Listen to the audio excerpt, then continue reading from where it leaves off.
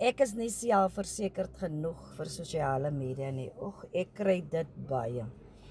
Nou baie mense doen navraag oor digitale bemarking en dan verduidelik ek hulle hoe dit werk, wat jy moet doen en al daai tipe goed. En dan sê die mense vir my, maar ek is nie iemand vir sosiale media nie.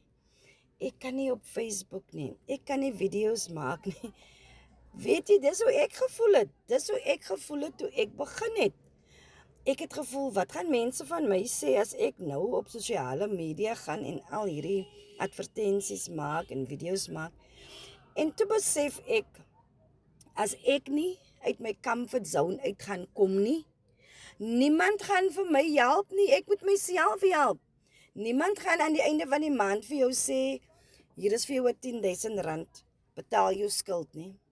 Ek moes uit my comfort zone uitkom en ek het net besluit, ek gaan dit doen, maak nie saak wat mense sê nie. En vandag het ek soveel meer selfvertroue. Ek kan nou hierdie video's maak met selfvertroue. Ek is so dankbaar dat ek uitgespring het. Ek is dankbaar dat ek uitgeklim het uit die gemaksone waar ek was. En ek verdien 'n ekstra inkomste vanaf my selfoon. So ek wil vandag vir jou sê, moenie rondom jou kyk nie. Doen dit net. As jy 'n ekstra inkomste nodig het, as jy voel jy verdrink in jou skuld, dan is hierdie die beste geleentheid, want hierdie is 'n veilige manier, dis 'n maklike manier om 'n ekstra inkomste te maak vanaf jou selfoon.